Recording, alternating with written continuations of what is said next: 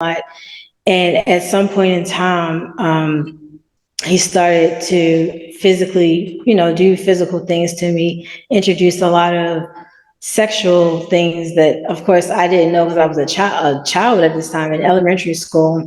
And it was more so like because I was young and I always wanted, like, maybe I wanted someone to play with me or take me somewhere because he was responsible for me most of the time when my parents were at work. Welcome to A Sister's Love, the podcast that helps women who are healing by having those deep conversations, giving practical advice and words of encouragement. Come on, let's talk about it. Hello, my beautiful sisters, and welcome to another episode of A Sister's Love podcast. On today's episode, we have a guest. Her name is Chiquita Johnson, and she is a survivor of sexual assault. But before we get started, I want to introduce myself to my first-time listeners. I am Rose Jones, and I'm your host here at A Sister's Love podcast. And I am just a woman who is trying to inspire women through her story. I am a survivor of domestic violence. I am currently battling PTSD, and I am a victim of self-hate. I am keeping it real about the struggles that I am facing in my life. My goal with this podcast is to create a safe place for women to heal and tell their stories. So if you are looking for a safe place to heal, then this podcast is the right place for you. I would love for you to join our sisterhood. All you have to do is hit that subscribe button and turn on your notifications so that you won't miss another episode of A Sister's Love podcast. Hello, everybody. I would like to introduce to y'all Chiquita Johnson. Would you go into detail a little bit about your story and why you feel like it's so important for you to share your story with so many women today? Sure. And again, thank you for having me and giving me this opportunity to speak on your platform. So yes, my name is Chiquita Johnson, and I am a sexual assault survivor. One of the main reasons why I feel that it was important for me to speak on my journey and my story in general, because I have gone through many stages in my healing journey. And at some part, I felt like I was alone within my healing. And then once I came out openly with my story and started connecting with more people that have either been in the same situation that I have or something similar, I realized that I wasn't alone in this, and that there were so many other people that didn't have the courage to speak on their encounters. So I was like, you know what, maybe me speaking up and continuing to speak up and help encourage and motivate others, and maybe put someone else in a place where they feel like they can do the same for themselves. That is awesome. Can you please, if you would like to share a little bit about your sexual assault so people can kind of relate to the story, like what actually happened? Sure. So I was sexually assaulted from elementary school up until middle school.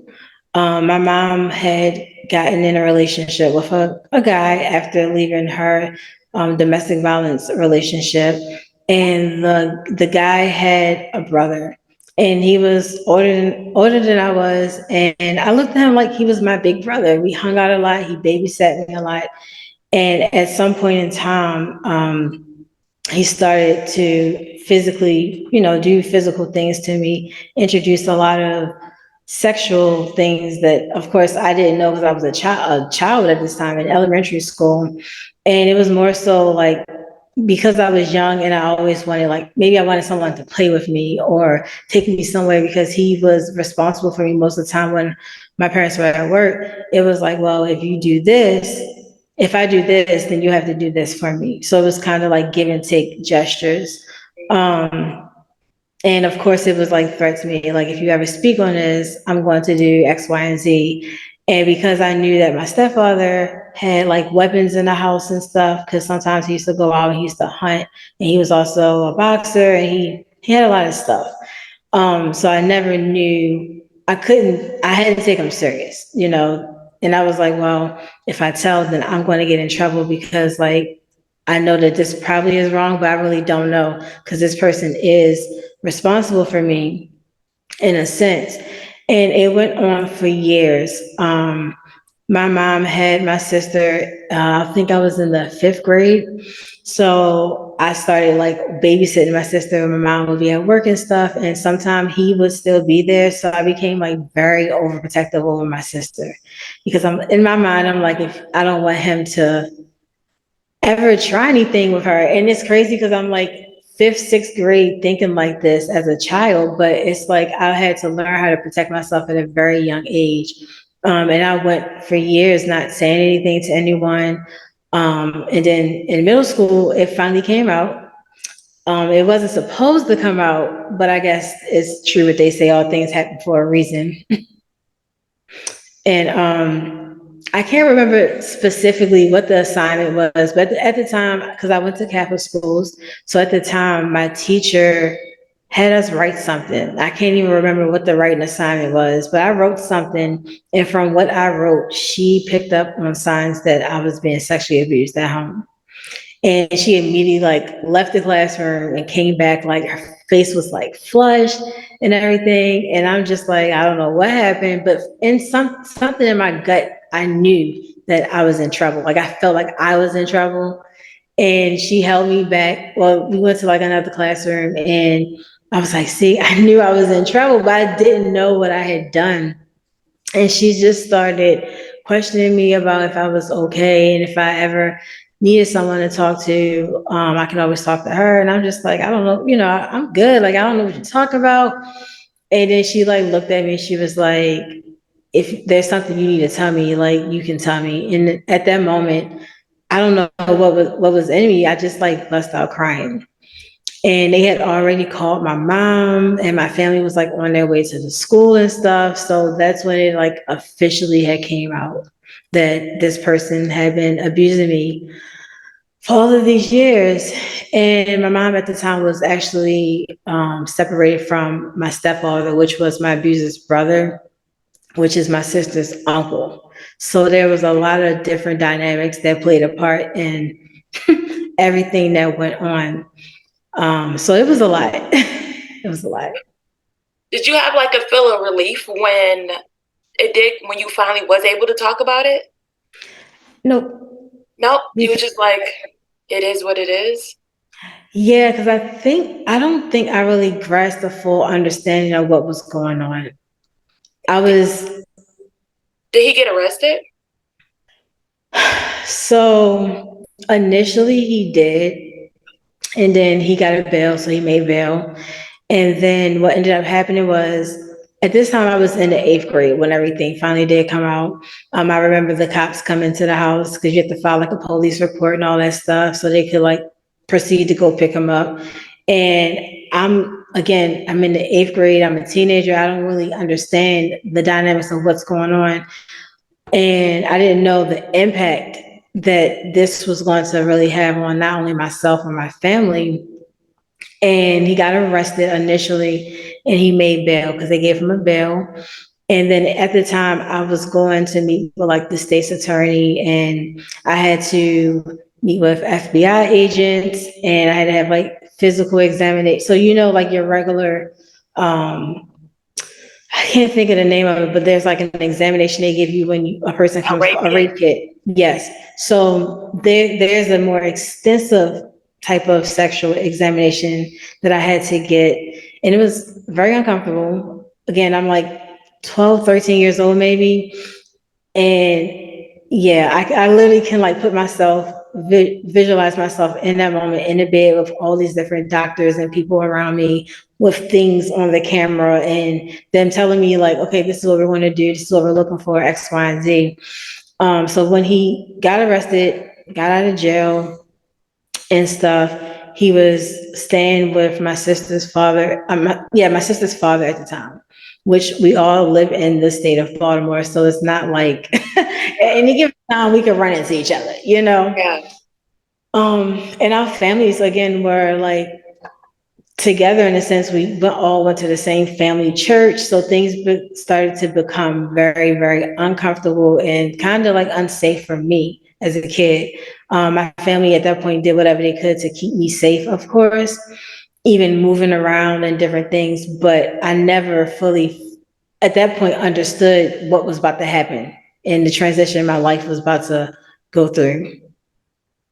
When you say transition, your life is about to go through, like what exactly happened in that transition? Like, did it get, you feel like it got worse? Like you feel like you talking about the story actually made it worse on your life than actually giving you a relief?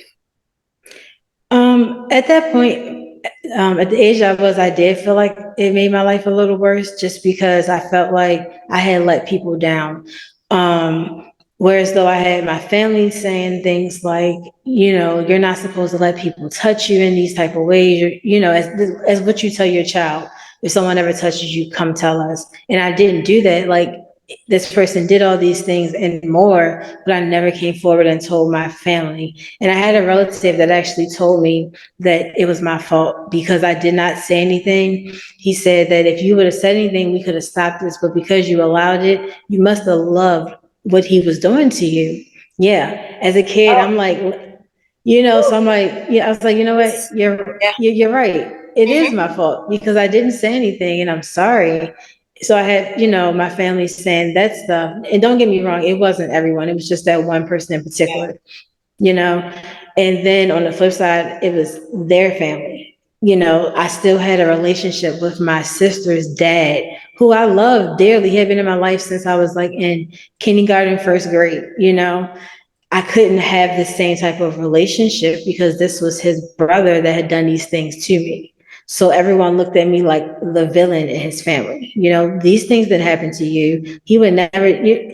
So I wasn't prepared for none of that. Yeah, I agree. I agree with you. That part, the victim shaming, is ridiculous to me. Like when people make the victim feel bad for being a victim because they can't wrap their mind around how something that someone they love did something to someone, like that person can never do that. That person is not capable of that. So it must have been something that she did or present herself for made him want to do something like that, not knowing that that person is fully responsible of their own behaviors and responsibilities. Like that's crazy.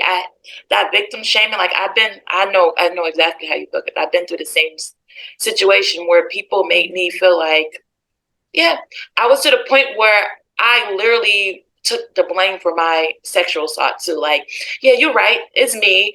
I did the same thing you did. I went into self-guilt. Like, it's me. I did it like that. I should have said something about it. I should have did more about it. I maybe in some part of me, I actually wanted it. And as I explored it, and like you said, like, it's things that that person was filling gaps in your life that you did want, but you didn't want the actual sexual assault that came with it. You Right. made me feel good in certain areas of my life because you was filling in gaps that my parents couldn't fill in, that nobody else was paying any attention to. So yes, that felt good, but I didn't ask for this. You know what I'm saying? So that's probably why we allow sometimes sexual assault, people allow things to go a little further than we think it should go, because in some area of our life we get fed. You know what I'm saying? Our needs are getting fed, in other areas they're getting violated. You know what I'm saying? So that's how I feel. I totally understand. That's sad that people would literally victim shame children, a child. Yeah. A child, like your brain is not fully developed to even understand or concept what is going on to you, going on with you. Like, I shouldn't be in fifth grade worrying about sex. Like, that's not even a topic, not even in health yet. Like, we're not even talking about stuff like that. So why am I'm getting blamed for something? Like, even when they go back to the history and think about how long it started, how long ago it started, I'm still the problem. Right. Yeah, it's like lack of education and lack of consideration and lack of empathy that people have because they can't face the demons that sit in front of them. That's great. And the sad thing about that was, what makes it even more harder is if you don't have anyone to talk to that can connect with you on that level. So my family, my biological family, were totally disconnected around the topic because I later found out that they all, in some shape or form, faulted themselves. Like my mom had her own fault and guilt. My grandmother, my aunts, like a lot of people had their own faults, which took away from the actual healing and care that I needed, because I think for most of the time, people see me as being this bright, happy, smiley individual, and I'm still blossoming as a child, still growing up, I'm playing sports and making good grades, but no one ever asked me like, are you really okay? Is there something else that we can do for you? I was in therapy for a week. And because I said that I was okay, which I really wasn't, I just didn't want to talk to this lady about what happened to me at the time. God, I dissociated from it for a very long time. I put myself in another reality, another life to take away from thinking and talking about all of those things. No one ever asked. And even still now, I'm 33, right? And I really just started addressing these things in therapy. I still can't get the same type of conversation and connection from my family that I would like, I understand it, I don't have any harness feelings towards anyone, but in the sense of when victims are going through those moments where unfortunately we are victim shamed, people are putting us down, people are, having dumb questions and things. Well, what were you wearing? What did you say? What were you doing at the time? We deal with that alongside of people not knowing how to support us. And the ones that really should be supporting us are the ones that's more disconnected for their own personal reasons. I totally understand. Listen, my family never asked me what happened either. Like, I'm still to the point, I'm 36, and not one of them ever came up to me like, what really happened? Like, can I hear your side of the story? I really want to hear you. I want to feel what you feel and understand you. None of them. They're just, like you said, they disassociate from it. They continue their life like, oh, she's blossoming, she's doing good, she's continuing on. Little do they know, like, I battle, like we're battling in our head every day with the situation that we've been through. Like, yes, we're in a better place. Yes, we learn how to adapt. We learn how to move forward. But like, it's still like those people that you want to be there and understand you and feel your pain and feel that empathy is not there, especially your mom. Like, that's the person I really want. I want my mom to sit and actually have the conversation with you. But again, I think my mom herself, I think she has that guilt. Like, my mom kind of knew and she decided to do nothing about it. You know what I'm saying? And then when she did find out, she kind of still did nothing about it. You know what I'm saying? Like, again, everybody was just like me, just like your situation, everybody was tied together. Like, we're all close knit. Everybody is entangled. So it was easier to take it, sweep it under the rug, and continue on our life. Yeah. And that's the unfortunate part. It is. Like, they didn't even put me in therapy. I put myself in therapy when I returned an adult, but it's really like I struggle with relationships. Because the lack of trust and the lack of connection and the lack of genuine, like, I don't feel like people are genuine based on not knowing how people relate to my story. You know what I'm saying? Like, because you're always being judged that victim shaming. So in your mind, for you to be authentic in a relationship, you have to explore parts of you that you have to open up so that person can be fully connected with you. And if you go into that, people make you feel bad or make you feel like you're the wrong person. Like, I've been in 2 relationships that I opened up about my situation in. They pretty much made me seem like I was the bad guy. And like, how could you do that? Like, what did you do? Like, what? Like, what? Right. And it makes you want to wall up in a corner and just not socialize. Yeah. Which sucks. Yeah. So when it comes to you and your journey, like, can you talk to us about like the couple things that you have been doing and that's been helping you in your journey? Sure. So I have been in therapy since 2017. I originally started therapy because I had been dealing with depression for a very long time, depression, anxiety, PTSD, and I had this newfound anger that I didn't know where it was coming from. I was like, Lord, what's going on? I'm not an angry person, but I was like, maybe it's my relationship that's making me this way, because I couldn't figure out. So I had been in therapy. So from 2017 to 2021, I was with this one therapist, and I had a lot going between that timeline, and she did help me cope, but I was still complacent about talking about my trauma. She never pushed for it, so I didn't try until I sought another therapist in 2021, because I'm like, it was certain things going on in my life that I was like, something's not right. Like there's a disconnect, and I'm in therapy. I promote it, but I feel like I need more. And I had worked in mental health for years. I went to school for it. I know this stuff. So I knew something else wasn't right. My life wasn't on the path that I needed it to be on, mentally, physically, spiritually. And I knew that it started with my mental. So I went and found another therapist, and she's more dealing with informed trauma, and just different things. And my one thing I told myself was I was going to be honest and not have that mindset of don't ask, don't tell type. You don't ask me, I'm not going to tell you. And I established that mindset at a very young age. And started therapy with her. And one of the things that I told her that I had not ever worked on or discussed was my trauma. And she never not said, I'm not going to make you talk about it or we're not going to discuss it. She just had a way of opening me up. And I already talk a lot. So I'm like, I'm like her. But what I didn't realize was she was helping me take off the layers of the hurt and the trauma around what happened to me. And when I finally realized what she was doing, I'm like, oh my goodness, like I'm telling you the story. And to this day, she's the only one that knows every single thing that has happened. Now, that's not to say that when my case went to trial and I sat before the state's attorneys and FBI agents, at a young age, that I didn't tell the truth. I did. I told them what they asked me.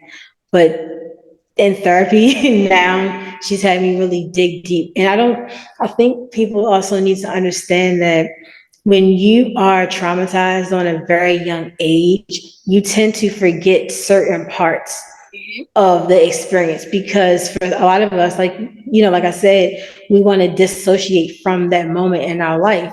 And we really can. Like we can push certain things in the back of our mind. And I used that mechanism for a very long time. If I don't think about it, I don't have to address it. But it came to haunt me. Yeah, it came to haunt me later in life. So with starting therapy, I'm sitting there one day, I'm like, I'm remembering stuff that, like, I'm talking about stuff that I didn't know I remembered. And she just helped me up to this day to really be able to get in a space of just taking the layers off and okay, we done talked about it. So what did we do next? And it has been tremendously hard. It has hurt. There's been so many tears. There's been so much pain and agony, because one of the main things I realized is my trauma was dictating everything about my life.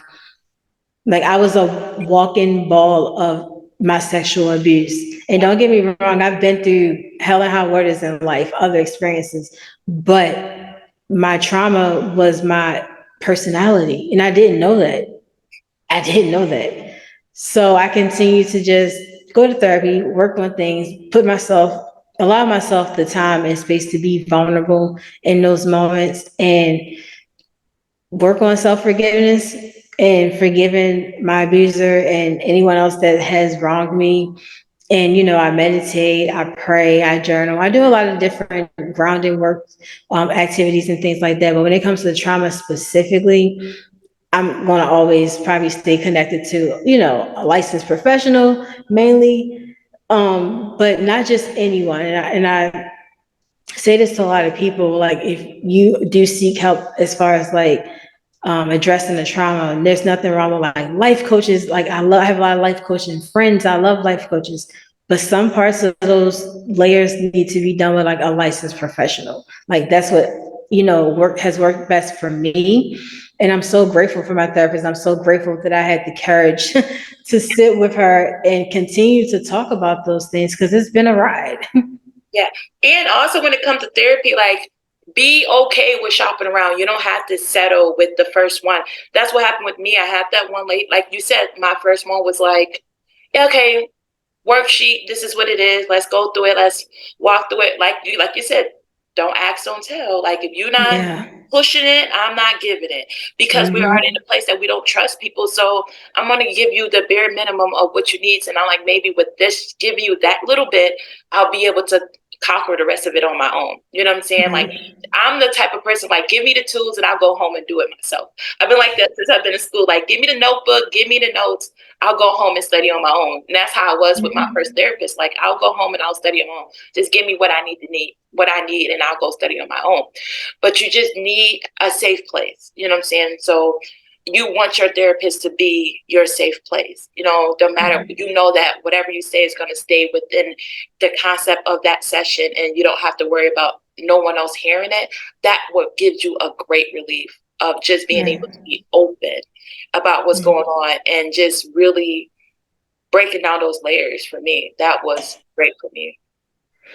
Yes, yes. And not only like aside from like my therapist, it really helps to have like a very solid, strong support system, and support can look like anything for us. It could be like, a coworker you trust, or, a group of friends, or if you have established like a community online. I'm just grateful enough that I have a very solid group of close friends that know how to deal with me if I have those moments. One of my bestest friends was actually my freshman roommate.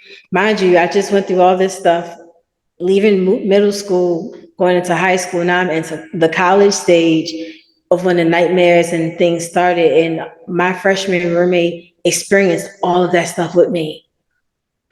So she's been on this journey, and we're still friends to this day, and she's been walking this journey with me. So when things happen, or I get triggered, or I have, outbursts or moments, because I'm still human, I have all those things, right? If I don't have my therapist to call at that time, I have a very group of friends that's always accessible to me and know how to deal with me in that moment. So that helps to have like a very good support system around you as well. That is, I totally agree, especially people that's willing and have the capacity. So a lot of people think like, oh, I have a lot of people around me, but do those people have the capacity to hold what you're going through without judgment? You know what I'm saying? So be careful about, like, yeah, you have a lot of people. Each person has their own level that they need to be on. So you have to be very clear on the level of openness you could be with certain people, because some people just may not have the capacity to hold it. Maybe because of what they're going through. Because I know when me being through trauma, I know I have a limited capacity to hold on to certain things. So I'm like, yeah, I'll be very honest with my friend. Like, yeah, I hit my capacity for right now. So I cannot take on anything else right now. And sometimes I feel bad by saying that, but you have to be honest, because you can re-trigger yourself and you can pull yourself back into a place where you have worked so hard to get out of. So just being honest with your support system and letting your support system be honest with you is very important too. Definitely. Most definitely. Definitely. Do you want to give the listeners any tips about they could do to help heal if they have ever had like sexual assault? I think one of my main things that I will say, and it's funny that I'm even saying this because this is what someone told me years ago and I was so against it, but now I'm not, is to find someone to talk to. Definitely one thing that my mom always would tell me is, talking about my story and things will help heal me.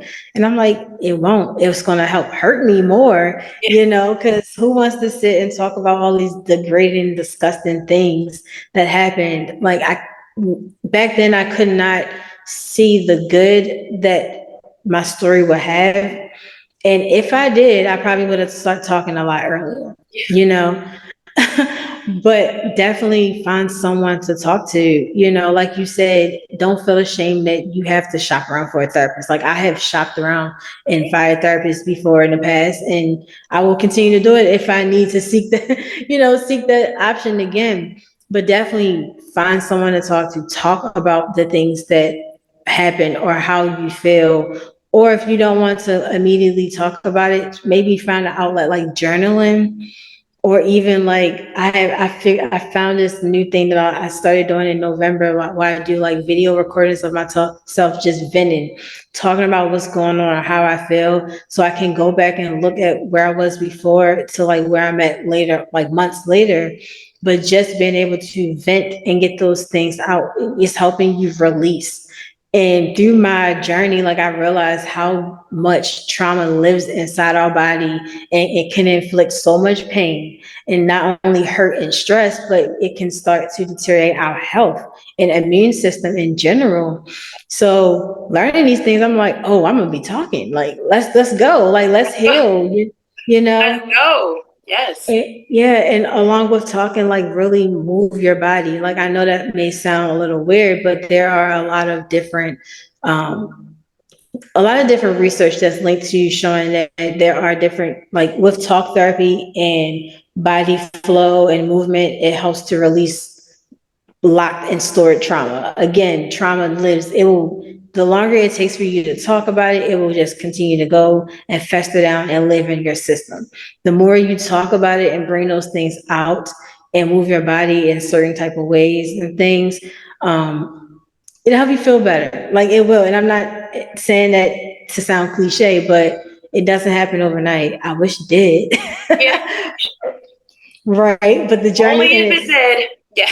yes, but the journey in itself is so much rewarding at the end. It definitely is. I agree with that. I agree with that because with me, especially with the health situation, with me, the reason why I went to therapy is because I used to get like I went to the healthcare and I used to get migraines and like I used to carry my stress in my migraines in my neck and my shoulders, and I used to hurt so bad. And then they tried to put me on all this medication. Nothing was working. Nothing was working.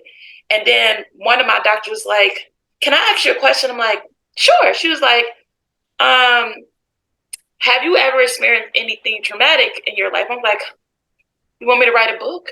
I'm like, "I can write a book of how much I experienced." She was like, I think you would benefit more from a psychologist than any medical treatment." So I'm like, "What? Like, what are you talking about?" I was hella confused when she talked about going to therapy. And as I talked about my story, the pain relief. Like every time I talk, like I get a relief of pain. So every time I feel the pain in my neck or my back, I know that I'm holding something, or I'm about to release something that I'm resisting. Like I can feel the pain. I can feel my body resisting, letting go of that trauma. So I know if I feel that in my body, it's time to have a conversation. It's time to open up about it. It's time to journal. It's time to do something to explore. And as I journal or I have a conversation, the pain magically disappears.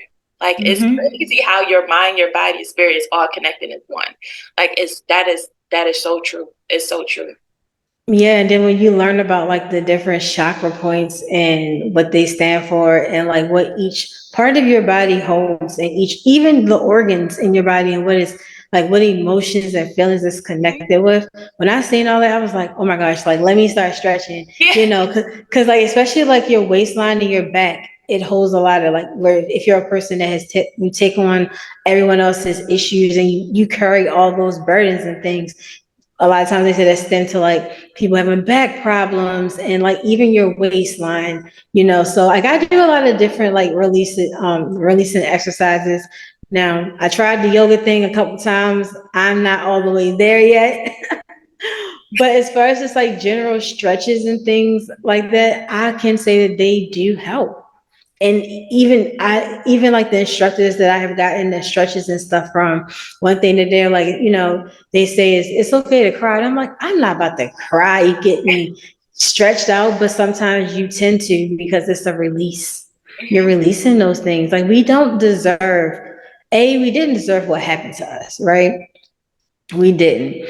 But B, we don't deserve to continue to walk around with all this extra baggage and then be in an environment in a world trying to not only figure out what we're going to do with ourselves, but figuring out how we can continue to heal from the things that someone else inflicted onto us. Like we have to learn to slowly but surely let all of that stuff go. Yeah. I have a question. Do you believe that self-love is a guided way towards your healing? I do now. Like, yes, because I never knew what self love was. I was just having this conversation with someone. It's funny you asked that like a week ago. I was like, growing up, do you ever remember your family, your parents ever say anything about self love? because I never, like, there's not a time when I can ever think about it. So growing up, I just knew that I loved other people. But, and it sounds crazy, like I didn't know I had to love myself, you know? So now that I'm the age that I am and I'm still gradually healing from different things, I feel like me embarking on my self-love journey, healing journey or whatever, it has helped me a lot. It has helped me create boundaries with people. It has helped me pour into myself more and not, feel like I have to negotiate my time, effort, and things opposed to other people. It's me putting myself first. And it opened up my eyes a lot to how I had been neglecting so much within myself and how I was only feeding my spirit by doing the things that other people wanted me to do or being of assistance to other people. But at the end of the day, like I was always getting the short end of the stick. That's true. Mm-hmm. I totally agree with that. Like, as a child, no one ever had that conversation about self-love and about just putting yourself first. Because as a kid, we're conditioned to do stuff for others. Like we crave praise from other people, and we seek out making our parents love us, seek out making the people, the adults around us love us, and by our action and the things that we do. So they never tell us to say, if you really don't want to do that, it's okay to tell mommy. It's okay to tell daddy.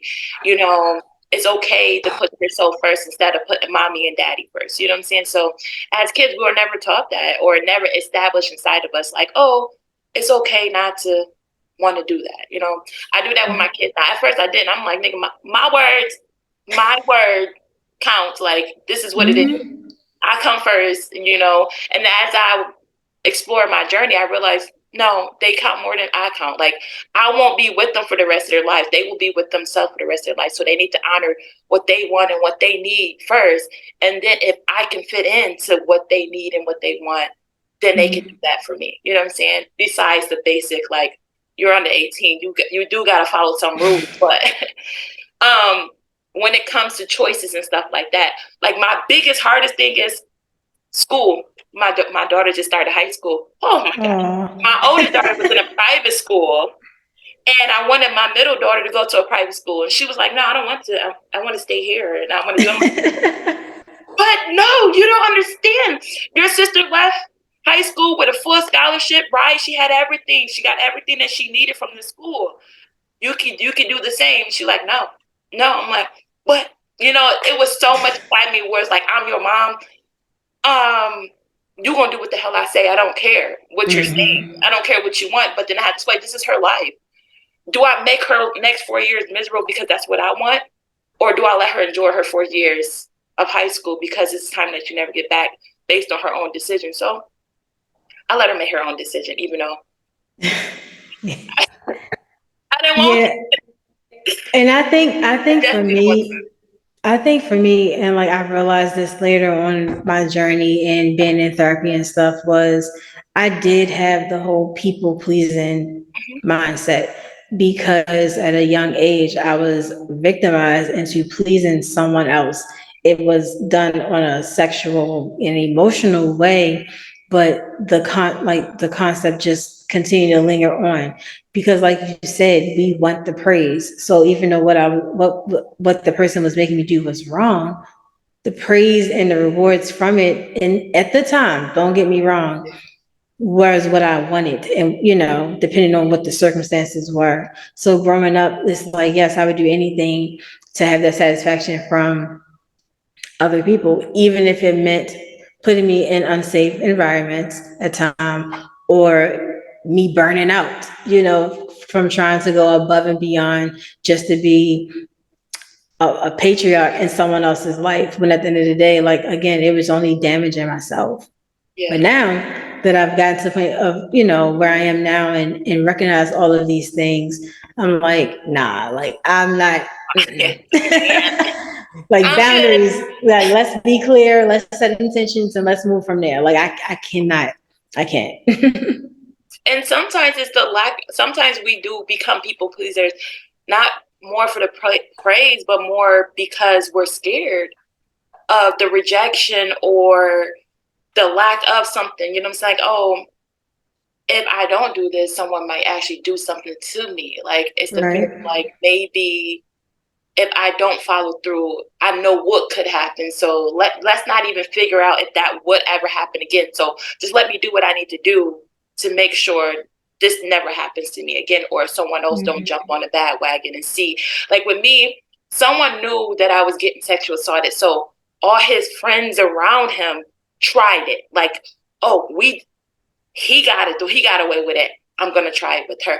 But the little did they know is that the reason why I let him get away with it, because he was feeding needs. They weren't doing anything for me. So my subconscious was like, no, no, no to them, but I couldn't say no to him. You know what I'm saying? Because it was a balance. Like, I knew that what it was weird. It's weird to explain. Like, I knew that they only wanted to just do it to do it. And I knew if I did it with this person that I was going to get a reward for it. You know what I'm saying? So it's like some people, like, people is sick out here, like taking advantage of people and just doing things. Like, when I think about it, it's like, it was a lot. It's a lot. Yeah. It's a lot that we went through. So It is, but you know, like at the end of the day, how I look at it now is like we're still here, we still have a story to tell, and we can continue to speak our truth. Because for me, I've said this even when I started like my own like blogging and podcasting journey, like so many people had a voice for me. You know, coming from a Black household, one of the main things you're taught is what happens in this house stays in this house, which was another linkage to why I didn't say anything, you know. But when it did come out, it still couldn't be talked about. But the adults could talk about it, but I couldn't. So someone else was always telling my story about what was going on, but I never could talk about it. So when I got to the point to be able to talk about it, like, don't get me wrong, I had brought it up to, you know, being in certain relationships and my friends and stuff, but openly speaking on it, I'm just like, oh, now that I can talk. And because of the individual, like, I always try to have some type of respect because that is a family member of my sister's, you know. But me and her, we have a very close relationship. She understands, and there's no, you know, there's no hate, no weird feelings or anything about that. But the more I see this person on the internet, on my TV, because he's been able to freely move around and live his life in Hollywood and do a lot of things that he wants to do. Yeah. At one point it was very, very bothersome to me. Don't get me wrong. I'm like, why? You're a tier 3 sex offender. Like, how is this possible? I became so addicted to finding out like how this person is able to do what he's able to do. And I think I figured it out. But the reason I hadn't blown it up is like exclusively as I know it can get is at the end of the day, I have to think like, what will I get from it? You know, because I'm not trying to seek like retribution or anything. I don't want any praise from anyone. And I also have to also keep in mind my personal safety, because me as an individual and families still live in the same state, you know. But I just would really love for people to do a better background check when they hire like actors and singers and extras or whatever onto their sets and their programming, because what happens is you never know who you're working next to. This person could say that their name is such and such, and you do whatever background check you do, and it comes back that they're who they say they are, but are they really? Because that is how my abuser is maintaining his stardom and able to maneuver in the world as he does, because he doesn't go by who he says he is. that sucks.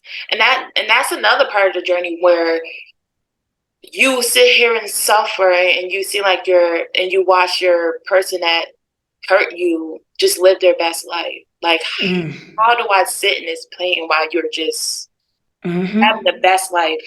Like, and you, like you said, you get assessed and you get like resentment, like, why me? Like, why? Like, what? And you just, sometimes you got to be like, I'm happy that you didn't let it consume you. You know what I'm saying? Like, because a lot of people allow that to consume them, and it becomes their life. Like you said, like, it becomes your new norm and your new life, and you're just navigating around what they're doing, how they're doing, and now you're overly obsessed with the things that's happening in their life and you forgot about your life. Yeah, no, like one thing that like I had asked my mom like years ago was, how is it fair? Like, why is God, and this was me being younger, and I blamed it on God. I'm like, why is God making my life so difficult? Like, I have gone through hell and high waters, all this stuff, just still trying to figure out how to heal from this. And this person is living their best life, family, children, okay? This celebrity stardom and all these different things. God is just continuing to bless this person that infringed so much hurt on me. Why? Why? And one thing that my mother said that I always carry with me is, this is what we see of this person is what they want us to see. But we don't know how God is dealing with them behind closed doors. We don't know what's going on, in their darkest hour and the things that they're suffering from. Not to say I wish any suffer or hurt on anybody, because I don't. But my mom also said, like, as time went on, she found out like a lot more details about that person's upbringing and life and stuff. And honestly, this may sound really weird, but because I got into a point of forgiveness with that person in my heart, like I feel bad for that child person. Yeah. You know what I'm saying? I do, because, being a survivor, one thing that we know is when we see other people inflict that type of hurt onto people, that only means that someone done it to them. And unfortunately, it may have gotten brushed under the rug, or no one paid attention to it and just ignored the circumstances. So I do feel bad for the child version of that person. But as you said earlier in our conversation, when you become older and as an adult, you're able to make better decisions for yourself, and if you can't make, better, more positive decisions, then, ultimately it falls back on you. Yeah, So, I agree. I tell people that all the time. I say, yes, your parents or blase might have did this to you, but as you turn 21, you're walking into your new chapter of your life. This is now your chapter. You decide how you move forward. Do you stay in your past, or do you move forward in your future? Do you allow what you're happening in your past to dictate how you move forward? And it's now become your responsibility. You cannot make or demand anyone to give you anything anymore. They're no longer responsible for you. They're no longer responsible for your peace, your survival, your air, your food, anything. So now now is your chance to either try to fix what they did break, or you continue to be broken. I decided to move forward. Like, yes, a lot of that happens to me, and a lot of things that I want from them, but it's my responsibility to give it to myself now. yeah, most definitely. Yeah. Well, while we end this episode, I would love for you to tell the listeners what type of work you're doing now and a way they can reach you, and about your podcast. Yeah, so currently now for like my full-time work, I work in like the mental health and medical field doing case management coordination. So I work with like patients throughout the state of Maryland, just ensuring that they are set up with like the Medicare and or Medicaid benefits that they need, and as far as their mental health and community outreach services. So that's just general what I do for my regular work. And then aside from all that, I do have a podcast and a blog, which is called Chronicles of a Virgo Podcast.